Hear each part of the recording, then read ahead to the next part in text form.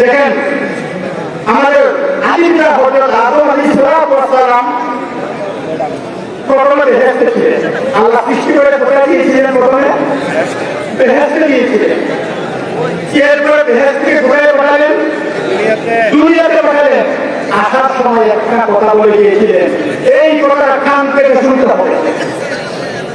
আদম আলাইহিস সালাম বেহেশত থেকে যখন দুনিয়া আসেন, এই সময় আল্লাহ তাআলা আদম আলাইহিস সালামকে সম্বোধন করে পৃথিবীর সর্বশেষ মানুষ পর্যন্ত যারা দুনিয়াতে আগমন করবে সকলকে সম্বোধন করে একটা কথা বলে গিয়েছিলেন, এই কথা আমাদের সকলকে কান পেতে মনোযোগ দিয়ে শুনতে হবে।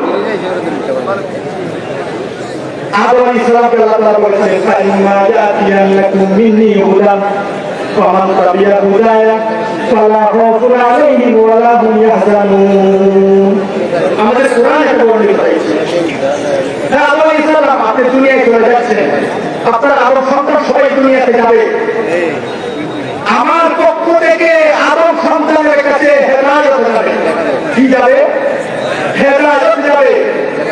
আমার ঘোড়া ভাঙ্গা কথা বলতে কষ্ট হয়, অস্পষ্ট হয়ে যায় কথা। আমার কথা বলতে অস্পষ্ট হয়, বলে সমস্যা করেন অনেক কথা অস্পষ্ট হচ্ছে। আর বলেছিলেন আমার আল্লাহ বলেছিলেন দুনিয়াতে আমার পক্ষ থেকে হেদায়েত যাবে। এই আয়াতের ব্যাখ্যা হলো, তুমি যে বেহেশত থেকে দুনিয়া যাচ্ছ, ওই বেহেশত থেকে আবার আসতে হয়। আদম সন্তান যদি ওই বেহেশতটা আবার আসতে হয়, তাহলে আমার পক্ষ থেকে হেদায়েত যাবে। যারা এই হেদায়েত গ্রহণ করবে, এই হেদায়েত মেনে করবে, তাদের দুনিয়াতেও কোনো ভয় থাকবে না, আখিরাতেও জান্নাতে আসার আর কোনো ভয় থাকবে না। এই হেদায়েত কি?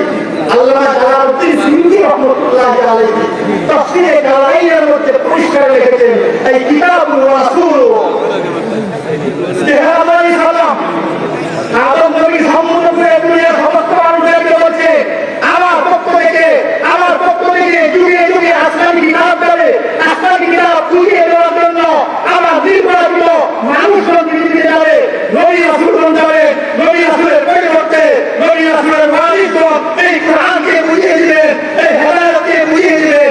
এই কোরআনের আলোকে কোরআনের দাওয়াত পাও, যেভাবে তারা যেভাবে ডাকবে এই হেদায়েত অর্থাৎ কিতাবুল্লাহ রিজালুল্লাহ, আল্লাহর নির্বাচিত মানুষ এবং আল্লাহর প্রেরিত কিতাব, এই কিতাব এবং রাসূল অথবা রাসূলের অনুসারী এদের যদি অনুসরণ করতে পারো, দুনিয়ার জীবনে তোমরা পথভ্রষ্ট হবে না, আখিরাতেও তোমাদেরকে জান্নাতে যেতে কোনো সমস্যা হবে না।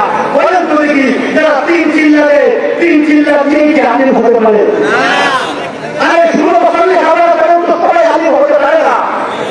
16-17 বছর পর্যন্ত 16 বছর লেখাপড়া করে আলিম হতে হয়।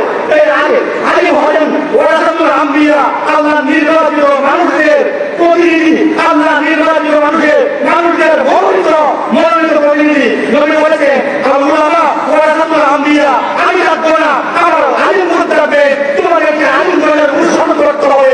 সুতরাং দেশ থেকে যখন আদম আলাইহিস সালামকে পৃথিবীতে আল্লাহ তাআলা পাঠালেন, তখন এই কথাটা বলে দিয়েছিলেন, তোমরা কোরআনের অনুসরণ করতে হবে এবং নবীর অনুসরণ, নবী না থাকলে আলিমদের অনুসরণ করতে হবে। যে দেশ থেকে আমাদের আলিমরা থেকে আমরা মূলত ওই রক্ষার সন্তান হিসেবে ওনার বিশ্বে আমরা সেখানে ছিলাম, দুনিয়াতে আমরা এসেছি, পদার্পণ করেছি।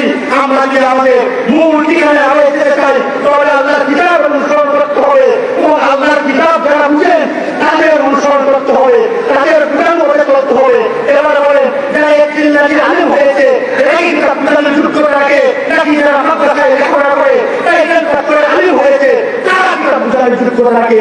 অবশ্যই যারা আলিম হয়েছে তারা আল্লাহর কিতাব বিধানের যুক্ত রাখে।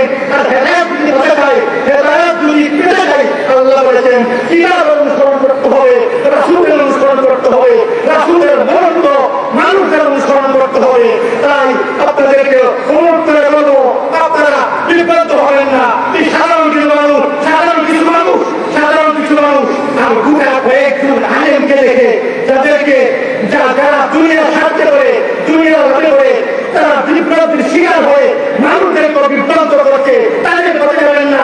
কোরআনে কালামের সাথে থাকবে, কোরআনে কালামকে এগিয়ে রাখে, সেদিকে রাখবে, সে আপনি করবে। আলিমদের আপনাদের গৌরব ইউনিয়নের সর্বোচ্চ মুখ আমাদের আমাদের একটু মুক্তি আপনাদের কোনো আস্থা বিশ্বাস কম আছে? তাহলে উনি যদি আপনাদেরকে আহ্বান করেন পুনরায় ইকরামের সাথে থেকে কামিল করবে, ওদিকে আপনার চলতে হবে।